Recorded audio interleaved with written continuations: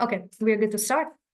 Welcome, everyone. I hope you all have seated yourself. It's nice and cozy with this long webinar that we have specifically curated for you. Welcome to the tailored webinar for forest managers. We are the Climate and Ecosystem Services program from FSC, and we're hosting this webinar to roll out the ES procedure. That's the Ecosystem Services procedure, version 2.0. But that's the revised version today. And it's good to see so many people joining in. You can also trickle in a bit later, so it's all good. Feel free to share the link.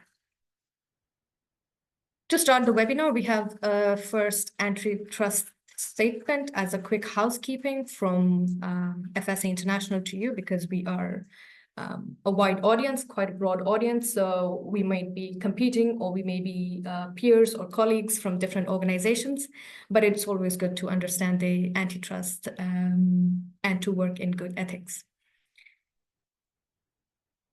I'll keep on moving to the next housekeeping point, which is related to the features of the Zoom webinar and how we can interact today. We have a Q&A box open and it's been tested, so feel free to add in your questions there. This is quite a long and technical webinar, so if you have any questions, even technical or market related, feel free to add in the Q&A box. We are taking quite a few breaks, so we'll answer your questions there. And like I said, this is 1.5 hours. So feel free to grab drinks. We also have bio breaks in the middle of the session, so we can get up and stretch. We'll be also parallelly using that time as a Q&A round. So you could either get up and walk around, or you could ask us some questions. And finally, we have an one-stop email ID, ecosystemservices@fsc.org. That is our main ID, where we track and keep an eye on the email. So if you have any queries further than this webinar, please add in the links there. You can add in the queries there. And for the afternoon session, we also have translations and interpretations that are available to you. So if you look at the bottom or the top of your screen, you could see the interpretation button. That's a globe icon. And you can translate to Spanish or to French, or if you are of those languages, you can translate to English. So we hope you use those features. This webinar is also being recorded. That's why we have quite a few housekeeping points. And we'll be making the content and the recording available at a later date so that others could access it.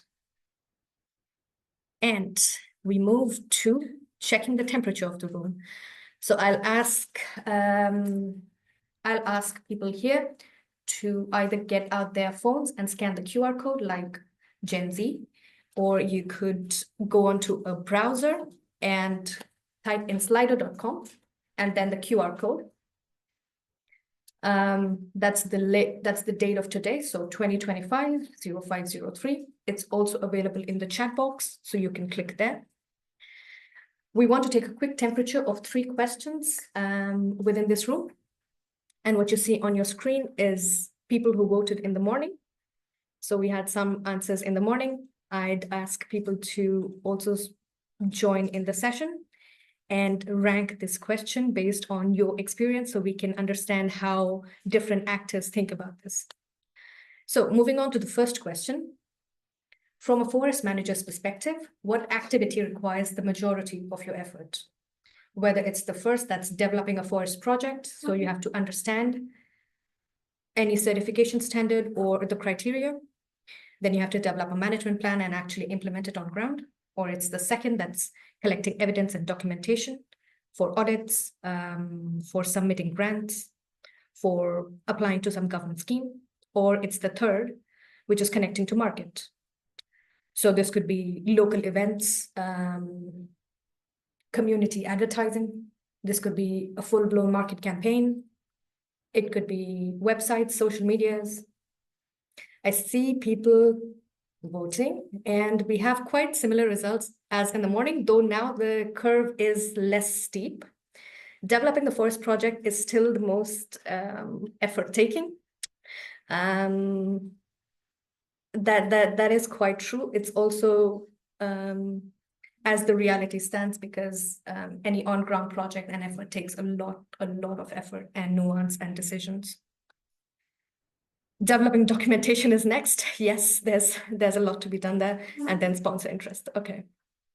Quickly moving to our next question, which is, who are your stakeholders? So specifically from forest manager side, who are your stakeholders for sponsoring any project of ecosystem service?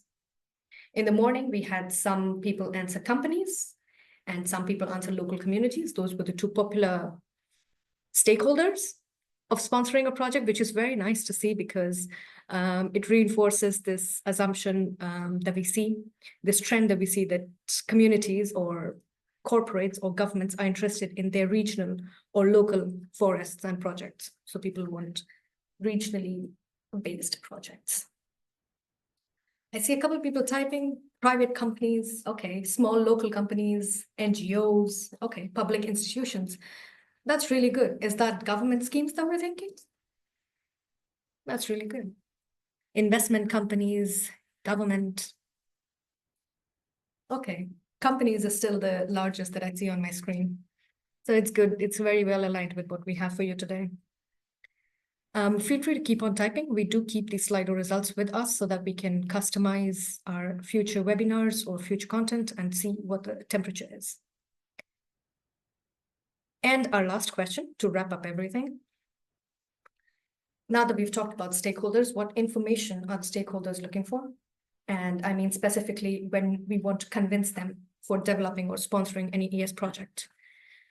What is some information, some evidence or rationale that they're looking for?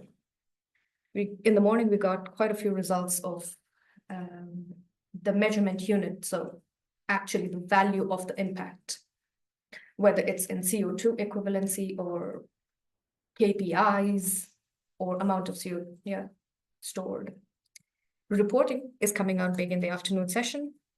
Benefits is again big. Benefits is though quite an overarching term. So there's a lot that can be benefits. That's also good for today's webinar.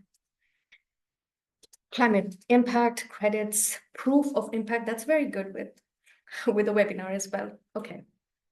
Real local impact. That would be very relevant for local stakeholders like, of course, governments, local companies, communities. Visibility of the company, actual cost, quantified impacts. Quite related to what we're also talking about. So I guess this will be very interesting for you guys. Thank you for answering the Slido. I'll keep us on time and move to the next slide. So we're introducing our speakers for the day. Like I said, we are the Climate and Ecosystem Services program. And by ecosystem services, we mean these 7 specific services that we have in the procedure that we're going to talk about. Biodiversity, carbon, water, soil, recreation, culture, and air quality. And our speakers today, Jorge Matallana, he's going to be taking us through the technical deep dives. He's the SES manager in our team, and myself, Damya, I'll be taking you through the market and related aspects. I'm the SES officer in the team. And we move to the agenda. So we did a quick welcome and housekeeping. Now we'll be talking more about the superpowers that are in the forest. That's how we wish to set the scene of this customized webinar, so that we see the link between the market and the solution that FSC offers, which is our next agenda point. FSC's verified impact as a nature-based solution. Then we'll take a quick bio break. So feel free to add your questions in the Q&A box. After which is a 30-minute technical dive with Jorge on specifically developing projects with verified impact, after which we take another break. And then finally, we have an ending session with all of the resources that are available with the FSC team. So quickly moving to what are the superpowers in our forests and why is this even relevant? Of course, it's quite simple that forests and the products that are in the forest are used in our daily life. And specifically, we rely on forests for a lot of materials which we use day to day. Some of the photos, as you see on the screen, would be relevant. For example, timber, fruits, fiber. So if you transport something, if we make a furniture out of anything, the cork from the wine bottle, or even the fast food packaging, the clothes that we wear, all of this often have their sourcing and their supply chain based in forest raw materials, which is why it's also a great source and opportunity to be sustainable in that value chain. That's what we've stated in the middle of the slide, that often these products, on which we rely every day, they can be sustainably sourced, and they have an opportunity to be more renewable, more recyclable, more sustainable, so that they also continue to do the betterment of the planet. But apart from these tangible services, which you can touch and feel and see in your products, there's also several intangible services that the forest provides. This is what we're going to focus on today in the webinar. And the photos you see would be 7 ecosystem services that we talk about today. There's culture, which is as intangible as community benefits. There's biodiversity in all of the flora and fauna we see. There's carbon emissions, which is a very popular term even today and quite relevant. Water, recreation, soil, and air quality as well. All of these ecosystem services which provide benefit, so they provide use to the human life, but since they're often invisible, it's not that well measured or that well envisioned to provide the data and impact for these. They are, in fact, quite a significant source of positive impacts that the forest can make and provide a true holistic value of the forest apart from the tangible services, to provide a solution also for the climate and biodiversity crisis that the world is facing right now.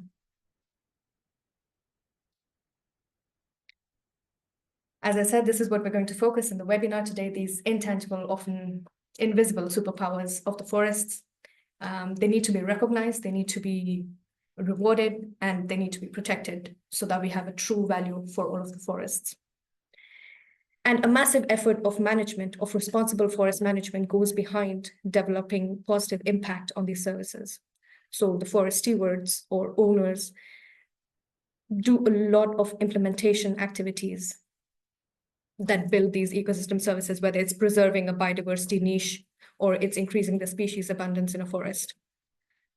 Which is why these services also need to be, these efforts need to be rewarded. And that brings me to my next slide, which is how can FSC solutions contribute towards rewarding the efforts of this intangible services management. The answer from FSC is quite clear. We have to develop certification solutions, specifically those that enable the highlight or the demonstration of these impacts in the forest. And this we do through high integrity data, which is a forte of FSC. Now, by high integrity data, we mean, of course, data that is certified through our certification solutions, but for a market that is as big as the nature-based solution market, it needs to be developed at a scale, which means that it needs to be used in several regions and needs to be customizable to the different regions. This is something FSC tools offer because our forest certification solutions are present in global forests and they can be used for different regions and landscapes. They also can provide the quantification of impacts between forest managers and market actors, and by that we mean sponsors. So it's a connection that can be scaled both in the corporate world and the forest owners and landscape. This also comes with the huge integrity and trustworthiness that the FSC brand offers.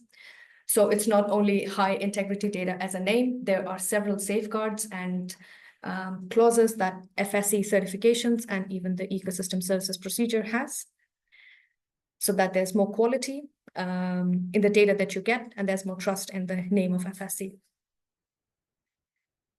I'll take us through specifically what we mean by high integrity data, the relevance that we have of it, and we have 4 specific points that we want to take you through. The first of which is, because as we talk about high integrity data, there needs to be, why is it even relevant?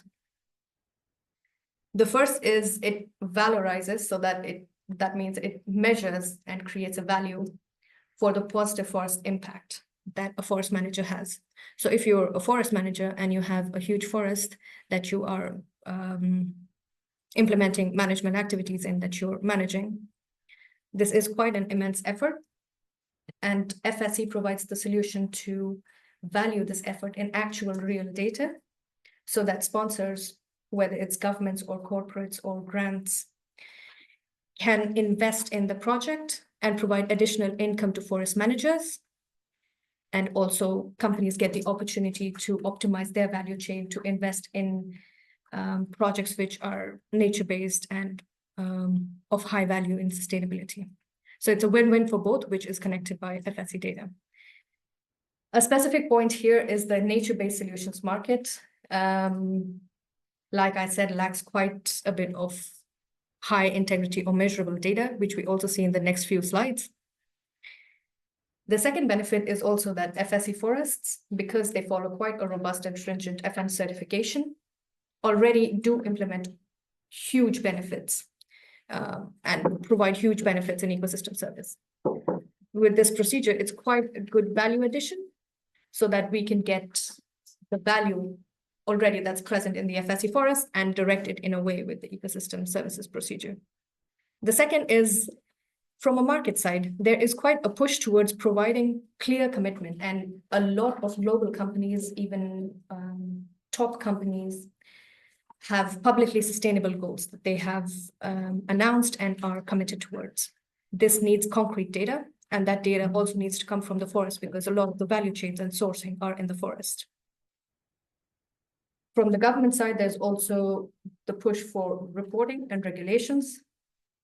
And this we see also a push in the market because companies have been facing vague details, or they cannot provide strong proof for their claims, or they do not follow international trends, which is quite a big moving market, fast-paced market, which is why high integrity data or high quality data, correct data, is very valuable. And finally, there's also a very big market threat of greenwashing. And greenwashing means falsifying your environmental claims for any corrupt market benefit.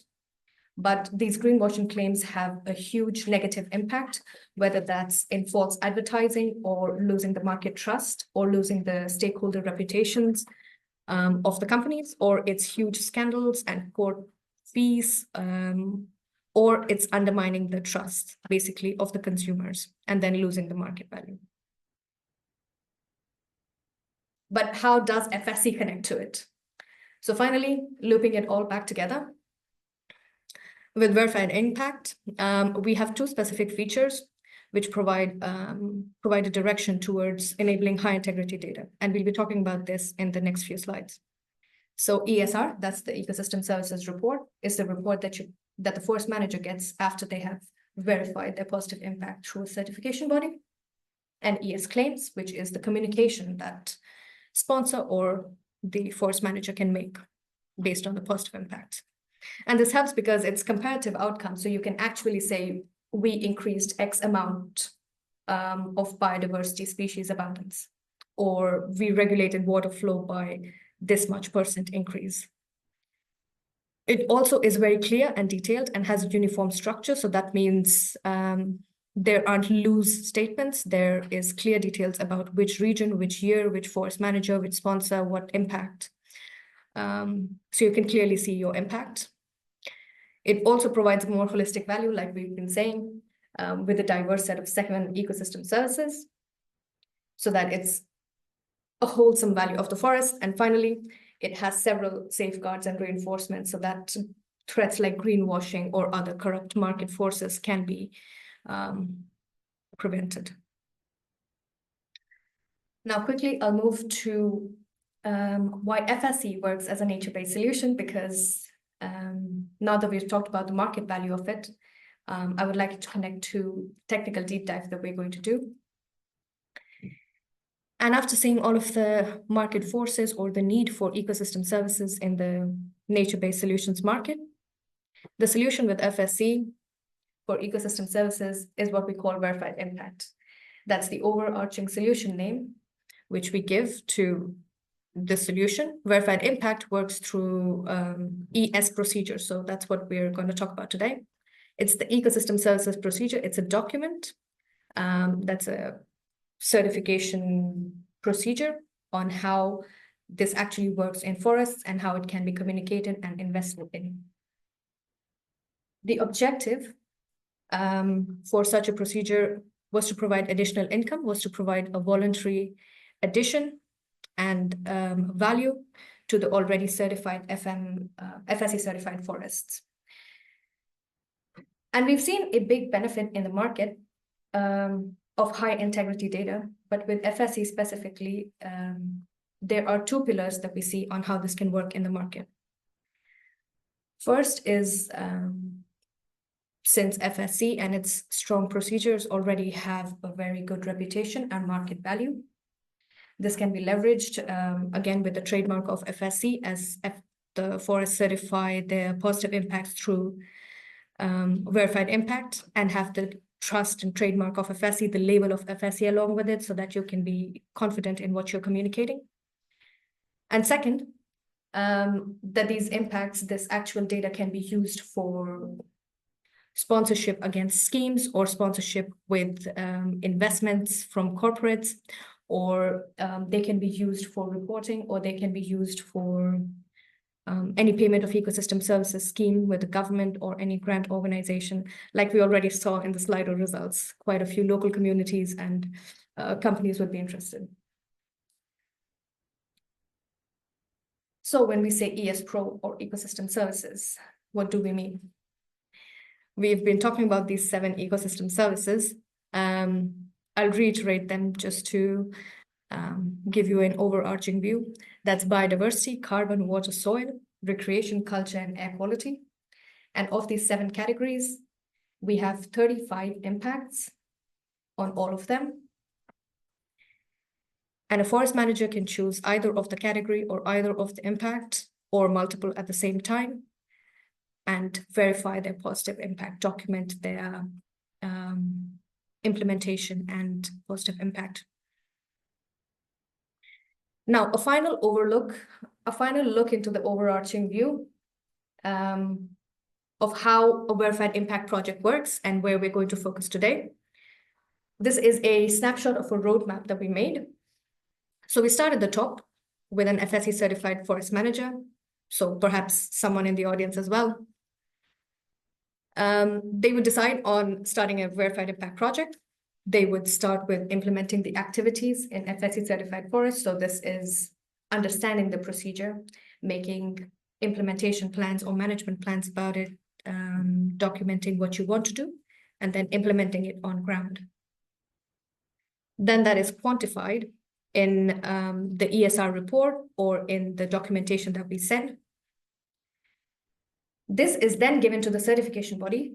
So the forest manager contacts the certification body to come and audit the forests. They then make and verify the ESR report, which can then be used in the market. So either the forest manager themselves can communicate about the ES impact, or this is where the sponsor could come in, or the government or corporates could come in to invest in the forest and sponsor the ecosystem services forest project. Finally, this helps to build healthier forests, which creates a beneficial loop up. So the forest manager can implement more activities and gain a beneficial loop of good impact. There are 2 optional actors in this process that we see. Project developers are the external consultancies or agencies that we see who can help on the on-ground implementation. So that would be technical forest management implementation help. And second, brokers. They are the complementary market actors, which would help in connecting the forest project to sponsors or to the market. So in matchmaking efforts or in sales enablement efforts.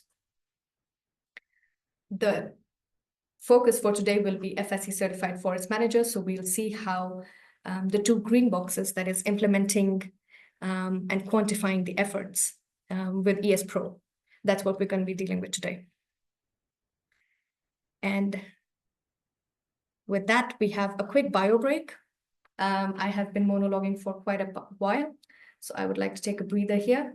First, I would ask if anyone would like to stretch to grab a drink, they can also go. But if you have any questions for today, we talked about the market value. We talked about how in the Slido results, we see it coming from stakeholder perspectives. Feel free to ask your questions. The focus question for today, just to inspire conversations, is what information or tool from FSC is most relevant for your forest project of ecosystem service. So we want to gather if there's a certain evidence or rationale or information that is quite relevant to your stakeholders or to you from a certification standard. Of course, any other question is also welcome. And if there are none, then we can also move to the next slide. So we understand that you understand everything. But let us take a few seconds here.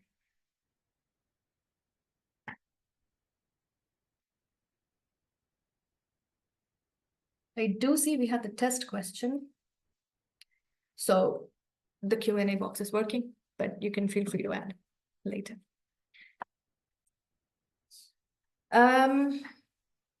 Instead of waiting, I would like to then pass the floor so that we have more time later, or we can expand on some of our slides if we get no questions. That's that means I hope it means that you understand everything, not that everything goes over the head.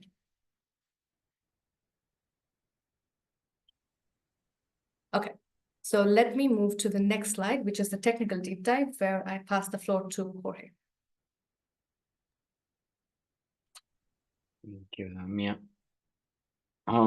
Okay, good morning, good afternoon, good evening in some cases. Thank you so much for joining us, and thank you for the interest and the engagement with our process and our solutions. I'm gonna take you to a very considerable deeper dive into what the solution we are promoting is enabling, and in particular, what are some of the key changes that we are implementing in this new version of the procedure that we are just rolling out or starting to roll out. I will walk you through what is the ecosystem services procedure, what forest managers need to do in order to use the ecosystem services procedure to demonstrate the impacts they have on ecosystem services. And I will highlight, especially for the ones that maybe are a little bit more familiar with the procedure, what are some of the key changes in the system. I will also kind of refer to in general to the general concepts and important considerations, but I will also flag some of the key changes so you're aware of what we're introducing as new. With that, maybe for the ones that are not familiar with the ecosystem services procedure, the ecosystem services procedure offers a framework, a stepwise framework for forest managers to document what is it that they are doing in their management practices, and to connect it very clearly with ecosystem services, with impacts that can be verified and quantified in the forest, and to actually make that connection and outline a good way to quantify them, and in such a way that that can then be later verified by a certification body, and later on start making claims about that positive impact, right? So this is all based upon the FSC system of certification, but it proposes a stepwise approach for forest managers. So I will be probably referring to a lot of things that forest managers are already doing as part of the normal practice of managing a piece of land that is forested. But what we propose in this stepwise process is a way to structure it, the information in such a way that parties from the outside can really make the connection and understand how is it that management practices really do benefit different ecosystem services.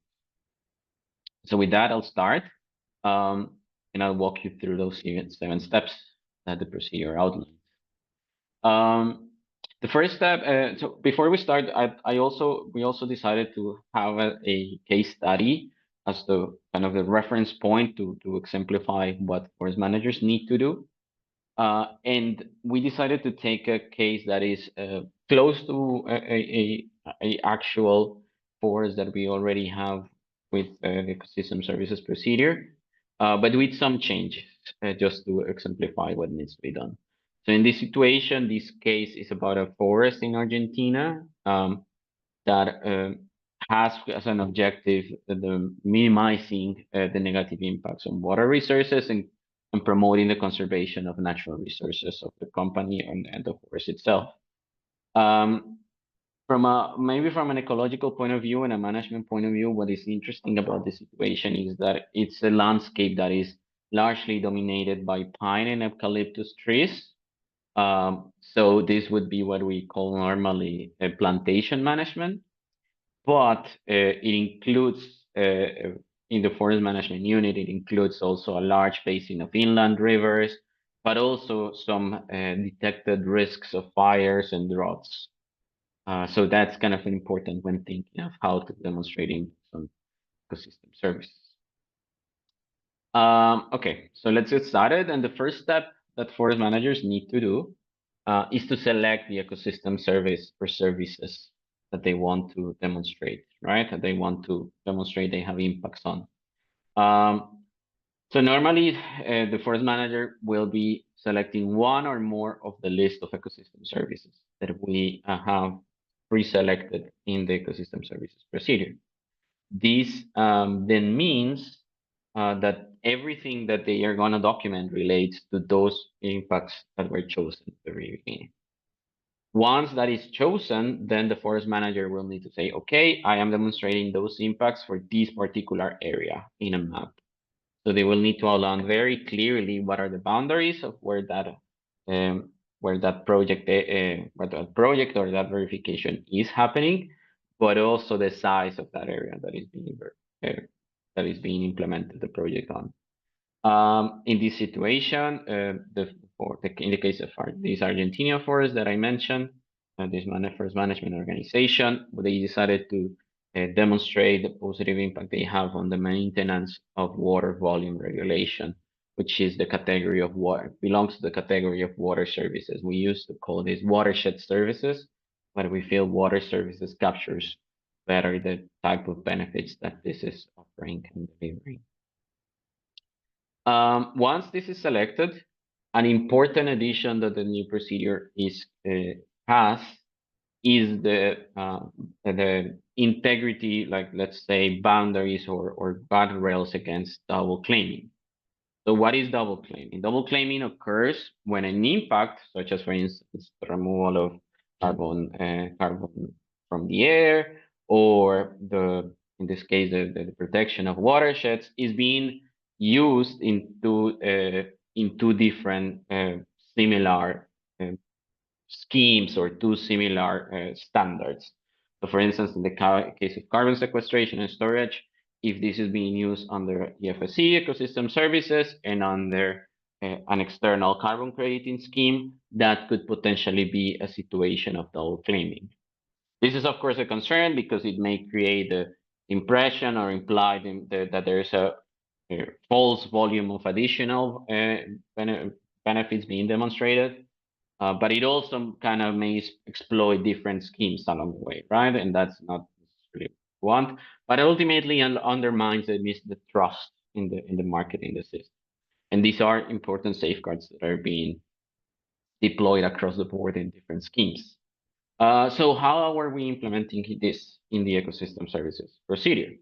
So first of all, the forest manager needs to identify and clearly state any potential geographical overlap that their project area, the one that they just have identified, may have with another project that is on their external crediting system or external ecosystem services crediting or standard. And they will need to identify whether those overlaps happen. And they will need to justify how is it that they are different and how is it that they are not they are not necessarily claiming the same. I'm going to walk you through a bit the process, but that is largely the idea. There is a possibility, but there has to be a process of demonstrating how is it that they are different. Otherwise, it's not possible to use the procedure for that purpose. So let me explain here some situations that we consider acceptable, that would be okay. So for instance, if it's different categories of ecosystem services. So if I have a carbon project under an external crediting scheme of carbon, of course, and I am using the procedure to demonstrate impacts on recreational services, that's completely fine. They're completely different types of impact. So it's completely fine. There is, for instance, another aspect of the same ecosystem service category. For instance, in one system, you are claiming regulation of water volume, and here an ecosystem and under FSC, you are demonstrating impact on water quality. That's fine. They are completely different, let's say, categories of impacts that can be demonstrated. So that's completely fine. Or aspects within water or the water service, right? Or if it corresponds to different periods. So for instance, you use the procedure to start the whole process from 2017 to 2022, but you started generating biodiversity credits from 2023 onwards. That's completely fine. There's no double claiming, and it could be acceptable either way. But in some other situations, whenever there is this overlap, there is the second possibility of demonstrating additionality. So additionality is not a requirement for everyone. It's an option for forest managers. But in some situations, whenever there is this potential risk of double claiming, we will require demonstration of additionality. So here, what is it that we talk about with additionality and double claiming? So I'd like to point your attention towards the chart at the bottom, and that is the process that we have in mind, and would be the only situation under which we consider it's a must to have additionality test, right? So whenever there is a potential, let's say, overlap, this needs to be recorded, and there has to be a justification of the difference, right? If you can really justify that they are different things, you then need to say, okay, well, maybe I am using still this, but I don't want to obtain a sponsorship, right? So I just want to use this to demonstrate that the activities I am implementing are generating a positive impact, but the revenue from a financial point of view comes from the activities that are being paid under the carbon crediting scheme, for instance. In that situation, you can use the procedure, but you don't get the right to get sponsorship, right? Then in the second situation, if you want to obtain a sponsorship, you need to perform an additionality test. And I will explain in a second what we mean by additionality test. And you need to pass, of course, that additionality test. So an additionality test is an opportunity that we're opening here for forest managers that want to claim that the activities that they or the impacts that they are generating are additional. They would have not happened if it were not for this project. And in this situation, the forest manager will need to demonstrate two things. The first one is financial additionality. So financial additionality means that the activities that are included in this project would not happen if there wasn't, or it would not be sustained in the long run if there is an additional income in the way of a sponsorship. And the second type of additionality that FMs need to demonstrate is legal additionality, which means that they need to show how is it that the activities that they are implementing and including in this project go beyond what is required legally in the legal framework of their corresponding country. So summarizing, whenever there's an overlap, there is a possibility to still use the procedure and still obtain sponsorships whenever there is a demonstration of additionality, as I just explained. But in general, if forest managers want to be able to claim that what they are doing is additional and would have not happened in absence project, they need to include in their report this additionality test, as I just described. Then we just finished the first step, right? Like it felt like a very long step, but we're just getting started. Then there is a second point, the second step, which is describing the actual ecosystem services that were included. And this includes describing the current and past condition of those ecosystem services. Let's say potential threats, natural disturbances or human-induced disturbances that are happening, let's say anthropogenic sources of pressure, these kind of conditions that influence and that are part of what it is health of the ecosystem service in that point, outline areas that are part of the management unit or outside the management unit that contribute to those ecosystem services. And finally, the direct beneficiaries. So who is actually directly benefiting from the conservation or restoration of those ecosystem services. So a simple distinction here is in the case of this, in this case in Argentina, the people downstream, living downstream from in the watershed would benefit out of directly out of this positive impact. And so you could claim that, but you could not say, well, socially everybody benefits out of good water regulation, which may be true, but it's kind of a far-fetched claim to make. So we keep it to the direct beneficiaries. Then an important component is the let's say components of a stakeholder engagement, which would mean that there would need to be a summary of what are the culturally appropriate engagements that happened from the forest management organization to the different communities or indigenous or traditional peoples that are living within the management unit or in the proximity of the management unit, and are somehow related to these ecosystem services. And whenever it is applicable, there would be a need to have a free, prior, and informed consent agreement related to the activities of the ecosystem services or the ecosystem services project. An important note here is that for people or for forest managers that have been certified with FSC already, these are things that they are already doing, right? They are normally, whenever they have indigenous peoples or traditional peoples in the lands that are under the certification, they will be doing this type of engagement. They will be in the process or achieving those FPIC agreements. And that can be included here, right? Like what is being done in general, in a general rule, what is being done as normal practices of forest management plan can be included here. And that is definitely the case with these two requirements. But they need to be specified to the level of the activities that are going into this ecosystem services project.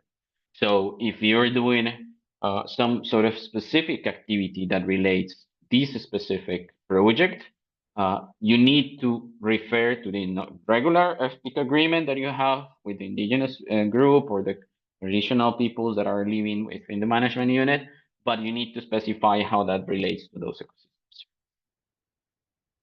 ecosystems. Then we get to the kind of the heart of the ecosystem, the ecosystem services procedure, which is the construction of a development of a theory of change and the creation of a risk management plan.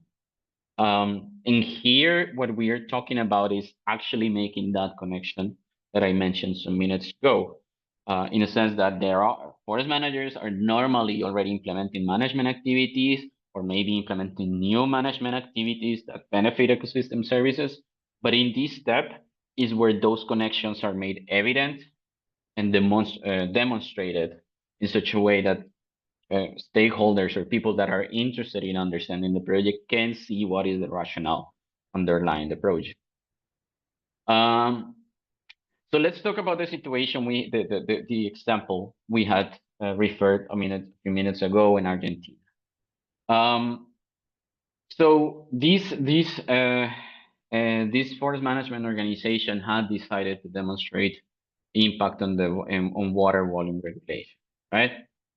And what they are doing is basically two types of activities. One is to promote natural regeneration through enrichment planting in the riparian area with native species, right? So they are helping the riparian forest improve in its health through enrichment planting with species that are typical of this riparian area, right? So that is one management activity. And the second one that relates eventually to this impact is the implementation of controls and prohibited activities. Of prohibited activities, sorry, and actions to prevent certain negative impacts. You could say that this is a case in which this management activity could be a little bit more precise, because this is probably capturing 2 or 3 management activities, and you should try to make them as concrete as possible. But what you're saying here is, okay, you're implementing certain controls and certain trainings in order to prevent negative impacts. And then you need to quantify those management activities. So you need to say, okay, I am promoting this natural regeneration, and the direct output of that activity is 50 hectares of naturally regenerated riparian forest and 15 hectares of enrichment planted in previous harvested stands. So connected to the management plan normally of what is being part of the management in this forest, but also some reference to training that is happening to avoid, let's say, bad practices that would harm the ecosystem services. And in this case, the actual outcome, so the outcome that is much more connected to the actual impact, is not just a quantification of activities. In this case, when the outcome is an increase in the total forest area that connects to this hydrological basin and is the protection of watershed from alterations. Here, then we talk about the second concept that I just mentioned, which is the idea of a risk management plan. And the risk management plan is important because it gives certainty that you're not just implementing some activities, but you're also thinking of what are the threats that forest and ecosystem services are facing, and adapting your management practices to mitigate those threats. So it's along the lines of the idea of adaptive management, right? So it is here where we make that evident. How is it that the forest manager is adapting and mitigating those threats? So here, the forest manager needs to state the threats that have been identified. What is the likelihood that a threat really does materialize? And then propose certain mitigation actions that they are implementing, and how are they monitoring that those threats do not realize, right, or materialize. And these may be needed to be updated every 5 years in the cycle of validation and verification. But if the case would happen that the risk is implemented, there will be an implementation of the risk management plan. Then comes the step of selection of outcome indicators. So you have already stated what is the impact that you want to demonstrate, what are the outcomes connected to it, and now you need to find a way to quantify those outcomes, right? So the ecosystem services procedure provides a framework as to what type of outcomes need to be quantified, and suggests some indicators to quantify those outcomes, those possible types of outcomes, but there is still quite a lot of flexibility as to what outcome indicators forest managers can use. So this is how it looks like for the case that we just mentioned, for the case of this forest in Argentina. In this case, this forest in Argentina will need to report at least 2 types of indicators. One of them relates to the volume of water regulated, that you see at the very bottom. And we give examples of different possible outcome indicators.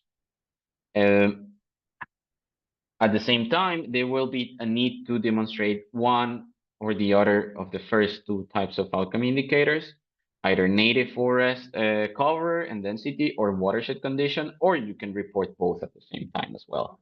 That is a possibility. And the forest manager can choose one of the ones in the second column as to what is it that they want to quantify exactly. But if they have another outcome indicator that is capturing that type of outcome indicator better in something much more relevant for the context, that is also a possibility. That's completely fine. But these are just in the column, these are just examples. So coming back to the example of the case in Argentina, they chose to quantify these 3 outcome these outcome indicators. One of them is forest area as a proportion of the total land in the region or in the relevant region. The percentage of forest cover in the relevant watershed in disturbed conditions. So what is actually undisturbed in the riparian forest. And finally, the volume of runoff that is actually quantifying the regulation of water volume, sorry, that is claimed as being benefited or being impacted. Then comes the step of, okay, I know what I want to quantify. Now I need to say how I'm going to quantify. And here we have two options. One option is to choose a methodology that is coming from the ecosystem services guidance. So we have developed a very comprehensive guidance with different tools and options and methodologies for forest managers to use. And it is one option to choose one of those, right?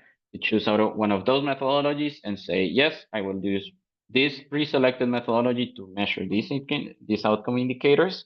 Or if as a forest manager, you know another type of methodology that would work for your context, that's also a possibility.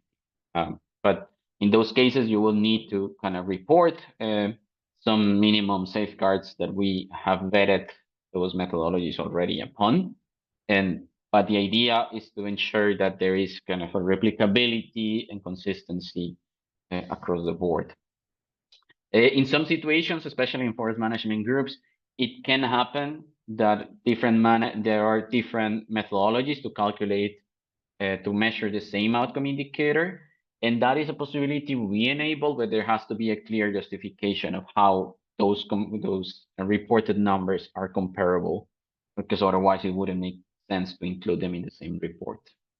And finally, we also ask a very brief description of how data was collected and analyzed, also to kind of ensure replicability, but also to show transparency to actors that want to understand a bit how is it that you made it to that actual number that you want to communicate, right? Finally, comes well, in this situation, in the case of the Argentinian Forest Management Organization, they have selected several methodologies, one that is simply some sort of periodic monitoring combined with satellite imagery and GIS for land cover, but also some field monitoring with payroll checks for certain parameters related to water regulation. Then comes the step of reporting the measurement of outcome indicators. As a general rule, we want that the data is coming from from actual quantifications made in the forest, what we normally would call primary data. But there are some exceptions possible when the forest management unit is classified as a smallholder or low intensity managed forest, what we call in the world of FSC LIMF, or also community forest. In those situations, we may accept secondary data as a way to measure the outcome indicators.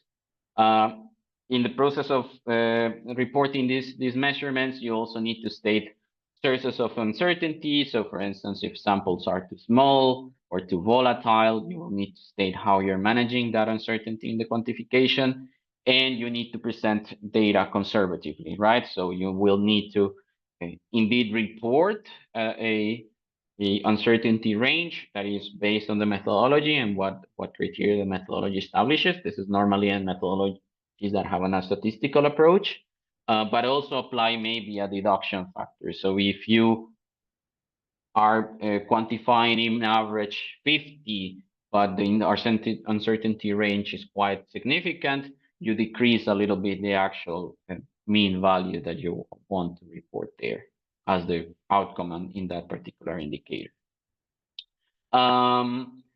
Let's say that there are possibilities in some methodologies that there is no uncertainty range, but then you will need to present the value as conservative as possible and just consider the sources of uncertainty. This will vary in some situations. The quantification is not statistical in nature specifically.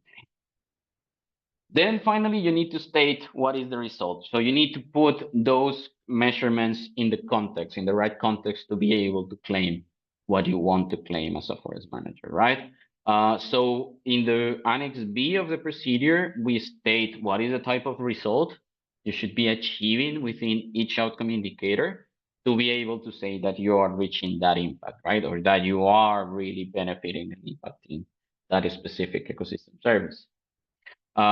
In this case, since it's the maintenance, you need to show that these, in this case, in the Argentine case, it's a maintenance of water volume regulation. These indicators need to be on a stable or improving status.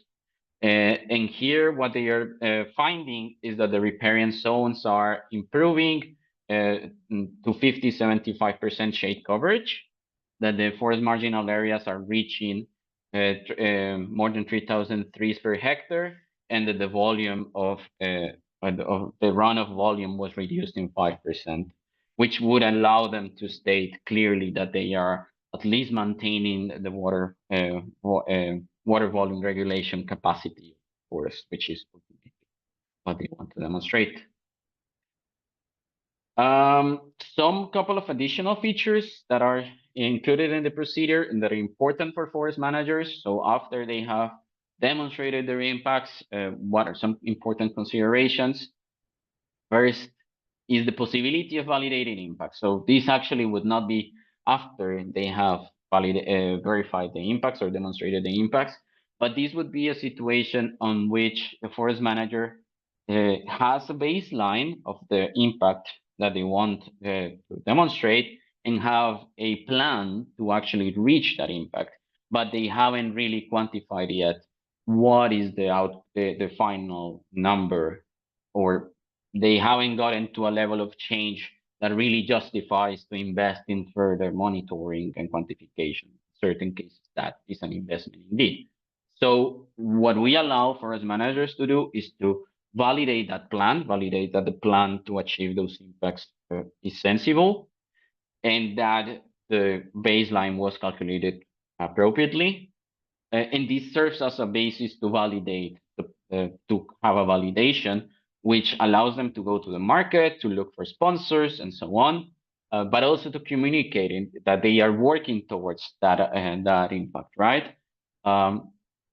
That also is possible. The sponsors can also claim that they are working towards achieving that impact. So the importance here is to communicate very clearly that they haven't achieved the impact yet, that needs to be verified in the future. But there is a sensible process in place to get there. That is what we essentially enable. A second point that is an addition in this new version of the procedure, and that comes from requests from the FSC membership, is that there shall be a revenue sharing agreement between a forest manager that has obtained revenue through sponsorship and the parties that are identified as contributing directly to those ecosystem services, or that are part of the, let's say, the landscape and contribute directly to those ecosystem services. And there should be a process to establish a share of the revenue that is obtained and justify how that is a fair distribution of that revenue, right? So we don't set a minimum or maximum. We don't make public those shares. That is entirely between the forest manager and the communities or the parties involved here. But that needs to happen, and it needs to be auditable. So there should be a formalization of this, that the CB can go and say, yes, this is in place. And this agreement can be revised at least every 5 years if necessary. Finally, some requirements for formalizing sponsorships. So whenever a forest manager wants to start the process of formalizing a sponsorship, they need to have a written agreement with the sponsor to outline the scope and financial conditions of the sponsorship. But especially important is how the the sponsorship is distributed. So we may have situations on which the forest manager receives multiple sponsorships for the same project, for the same verification, right? And in that case, what is important is that there are two possibilities here.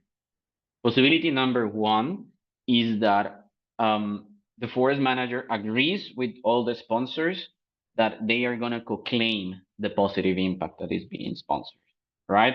So let's say I demonstrated positive impact on restoration of natural forest cover in a certain number of hectares. And I decide that for me, it makes more sense as a forest manager not to slice this in different pieces of a cake and distribute them, but to agree with my sponsors to say, yes, we're all going to claim that we are contributing jointly to this positive impact. That is one possibility. Or the second possibility is that I say, no, it makes more sense to slice the cake and give everybody the slice that I consider better. And that is also a possibility. But the important point is that if I decide to slice it, the communications and the sponsorship should not add up more than the 100% that was demonstrated. And in the case of co-claiming, nobody should be claiming that they did or they contributed to the impact on their own, or that this happened only because of them, but rather that there was a co-claiming situation. And finally, for sponsors, whenever a sponsor wants to make claims with FSC, supported by FSC, they need to get a promotional license agreement with us to be able to use our trademarks and so on. But especially, regardless of this, there needs to be a registration of those sponsorships. So every sponsorship needs to be registered with FSC. We are deploying right now a platform to make that registration online and make it easier. But fundamentally, all the sponsorships need to be registered for them to be communicated clearly and transparently. A final point that is very small and relates to the possibility of, let's say, transferring claims on ecosystem services related, connected to materials that are harvested in the forest. Let's say the idea of having let's say, wood or harvested wood with not only with a claim about being from an FSC certified land, but also with demonstrated impacts on biodiversity, for instance. What we did in the procedure was to limit this option to only register that in the track and trace system, in the internal track and trace system of the forest management organization, in such a way that they know how to connect it with the harvested materials and can eventually include that information in sales invoices or similar documentation to, let's say, transfer claims eventually. But we are not including the requirements related to how this would be passed down the chain of custody. These we will include in the new in the revision of the chain of custody standard, because we felt the previous version of the procedure didn't really talk well to the way chain of custody system is audited and implemented. So we prefer them to kind of talk to each other, but live in each corresponding standard. And that's it for the deep dive. I think we can take some questions for now. Yes, thank you. That was a very good technical session. I'll also mention, if anyone, this is also since our bio break, if anyone wishes to get up, stretch, grab a drink, they can also do so. And I will send another boost to type in any questions you have or any queries you have. The focus from our perspective was if we could help you with any tool or information. But if there's any questions you have about the technical aspects we just explained, the market relevance, any of the slides previously, feel free to add a question. And we take the first one, which is, how does additionality figure in on the selected verified impact versus if it's business as usual? Jorge, I pass the floor. Yeah. So how does additionality figure in on the selected verified impacts versus business as usual? So I guess it's a bit of a, I don't quite get the wording, but think uh I think this relates to how is it that you relate your normal activities and how you compare them to new activities in order to be able to claim additionality. So the additionality is always claimed at the outcome or at the impact level, but it directly connects to the activities you are implementing to achieve that impact. So as I said, normally you as a forest manager will be able to say that within your normal practices, you are already benefiting ecosystem services, right? And if you have a long history of managing your land, you're definitely influencing ecosystem services. So in that situation, you could already start kind of creating the documentation to be able to demonstrate and then claim that you're you are benefiting certain ecosystem services.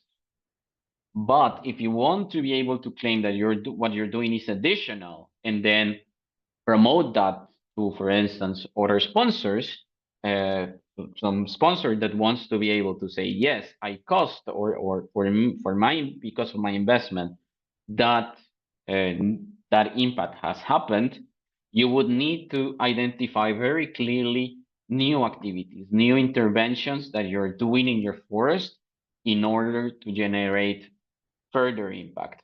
And you would need to be to say, okay, these activities that I'm including here go beyond what is legally required in my country, right? So you would need to refer to that legal framework in your country, but you would also need to say, hey, this is not normally what I do as part of my forest management.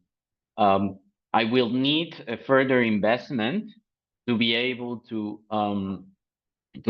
sustain these new practices in the long run. And in that case, then you can go beyond your business as usual, but still connected with your and be able to claim additionality. Okay. Next, we have a question on double claiming. So the question is, does double claiming apply if you're claiming for multiple FSCES impacts in the same area at the same time? Or is it just if claiming under two different schemes? This is a popular question. It was also in the morning session. Thanks for the question. It doesn't apply in this situation. If you are demonstrating an impact in the same plot of land, let's say in the same area, on restoration of natural forest cover or let's say regulation of water volume in the same area, it's completely fine. You don't need to worry about double claiming in this situation. It's just when you are under a external rating scheme or external ecosystem services scheme. In this situation, that's what they call bundling of impacts, or which is completely fine. Okay. Thank you for the question. We have the next one, which is where could increase in employment feature? And I was thinking about this. Do you mean which ecosystem category it would apply in, or how it can be used as a market benefit? I understand where this question is coming from. I think I think in the category of recreational services, you could claim that through your management activities, you are generating, let's say, opportunities for employment let's say, in the recreational aspects of the forest, as a way to frame it as socioeconomic benefits to the communities, right? But if it's directly, let's say, employing people in the normal, let's say, activities or operations of your forest management practices, we don't necessarily have a slot for that. You could include it as part of the description of how many more people you employed, but you don't necessarily first, you would need to actually be able to demonstrate that. And second, we don't have an outcome indicator that is specifically about employment, unless it's the situation that I just explained. Okay. Next is about revenue sharing agreement. So is an agreement required if there are no other parties involved in delivering the impact? Like if landowner is the community owner and they're also the beneficiaries? Thanks. So is the revenue, it's not required in that situation. If there are no further parties that are actually contributing to the ecosystem services, it's fine, then you don't need that revenue sharing agreement. The rationale of the revenue sharing agreement is communities or people that are contributing to those ecosystem services and hence, let's say, deserve a share of that revenue that has been obtained for those ecosystem services. If it's self-contained, that's completely fine. Maybe an important note here is that, for instance, situations where you have diverse, say, members in a group certification, this is also a situation where there has to be clarity on the revenue sharing agreement. So if you have 3 members that are contributing to the ecosystem services and you include them in the report, you would need to also have clarity on how is it that the revenue is distributed across members and why. So that's also an important consideration. Okay. That's a good question. The next question is along the similar lines of a previous question. So, like they said about employment, where could better health services for a local community feature? And I would say we don't have an ES outcome indicator or impact for it, but I have seen case studies which came from the first version, which talk about better health of the community, for example, because they got more protein or got more livelihood or their life standard increased. But also passing the floor to Jorge. Indeed. So that's the point here. Well, in general, we give a very concrete outline for the possible impacts in this context. But again, I think the only space when we are addressing concrete, let's say, socioeconomical benefits is where we say, okay, the forest management practices are improving recreational services within the forest management unit, and that is also generating opportunities or benefits for local communities and so on, such as better health services, for instance. I think that's the only situation in which, because in the other cases, it would be a bit of it's too socially connected, this indicator, and most of the, let's say, ecosystem services categories are mostly let's say, biophysical in nature. So they refer to biophysical characteristic of the forest and how that provides ecosystem services. Okay, thank you. The next question is it's a suggestion and it's a comment. So in terms of tools that could be useful for ES projects, the FSC carbon comparison tool we have is good and very useful, but it could use more improvisation, detailed structure, training. That's a good comment. Jorge? Yes, it's definitely a good point. So we are we're scoping possible some changes or some further tools to support the quantification of carbon in forest management units.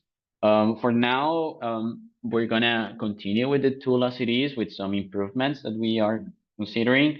But I think in the future, what we're thinking is tools that are a bit more, let's say, agile, or that don't stay within an Excel spreadsheet, but cannot be updated with, let's say, new emission factors or new calculations that are relevant from our diverse regional variations. So for now, that tool continues to be useful, but we're thinking within the program of what are better ways to support, in general, quantification of ecosystem services by forest managers. Okay. Thank you for that as well. I see a last question, so feel free to add more. We have a few more minutes, but the last one right now is related to customizing ES Pro for each country. So they ask if ES Pro requirements will be customized to the context of country. And the example they give is, for example, Canada has indigenous people who have traditional and treaty rights towards their land. So would this be included in a revenue sharing agreement, or how would it work?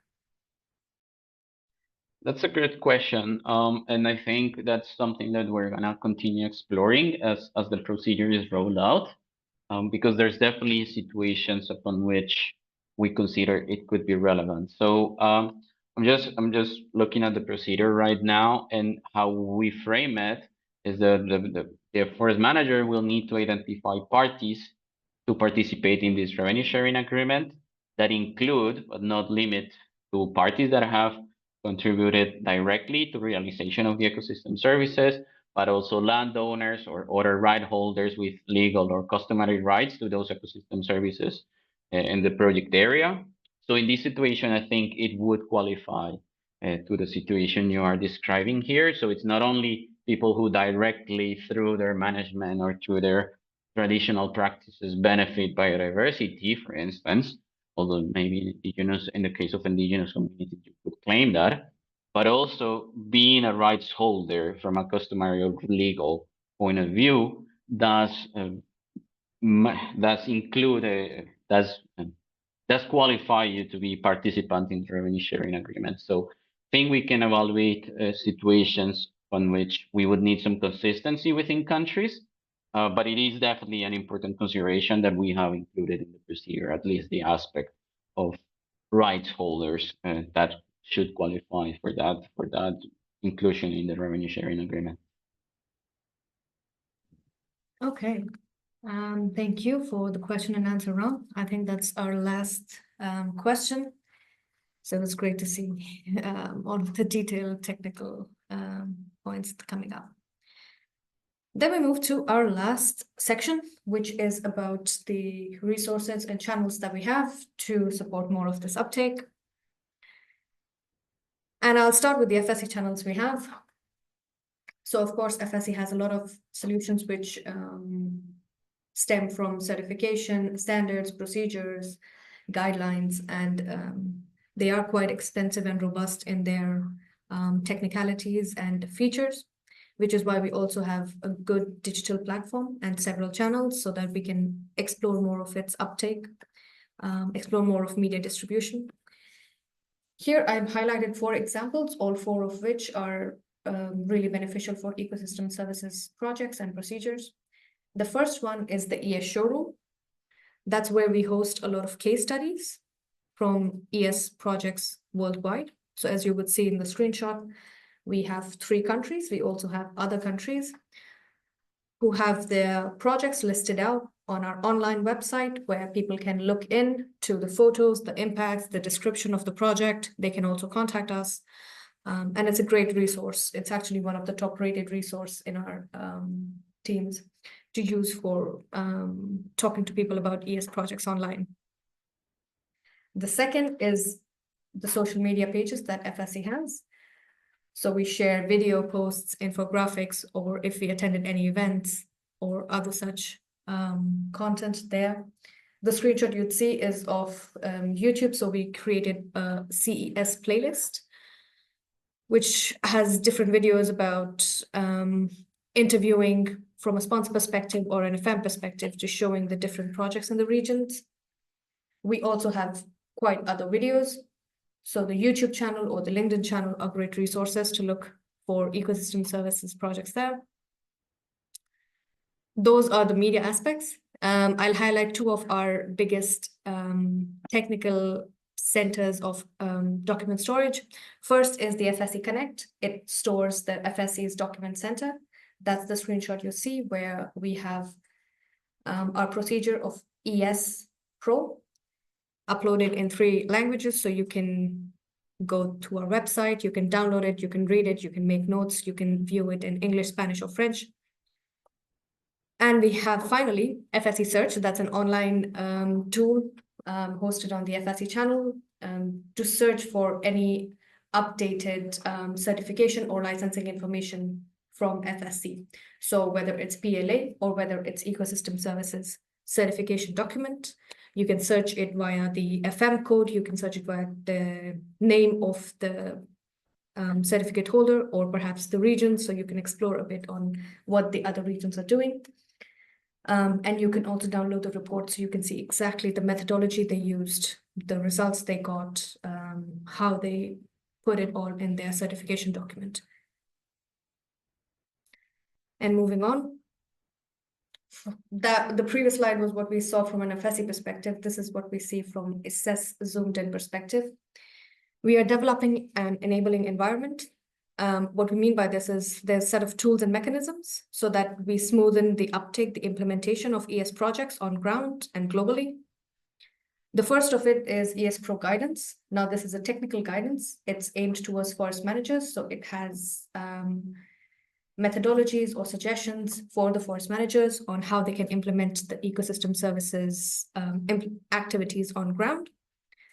And it's quite extensive. We're updating it and bringing it out this year. Its complementary part in markets is the claims guidance. This is going to talk about the relevant market uses or how you can develop ES claims. That's the communications, how you can use it in different sectors with different stakeholders, and it is aimed towards the market use. Therefore, it's a good knowledge resource for it. On the third column, we have ES Registry. This is quite a stellar technological database that we are developing. It is supposed to be a centralized online database with FSC, where we would update and regularly host all of the ES projects that are available, along with photos or information of location, certificate holder name, sponsor name, details of the project, and of course, the links towards their ES reports. And this is a big boost towards, along with high integrity data, you also have transparency and visibility and facilitation. So we move towards more easy and intuitive technology. And finally, we have the ES Technical Center. We currently have one focused main email ID, that's the ecosystemservices@fsc.org ID, where you can email us about any of your queries. It's the technical center for either technical queries or also market relevant queries, and we keep an eye on it so we can loop in any of the colleagues to answer your questions and take the conversation forward. So feel free to email us there or be on the lookout for any of the enabling environment. And that's it for the webinar today. Thank you. Thank you all for joining. For your patience, for enthusiasm with all of the Q&A and Slido. It's great to have you here. And I hope it's a good day then.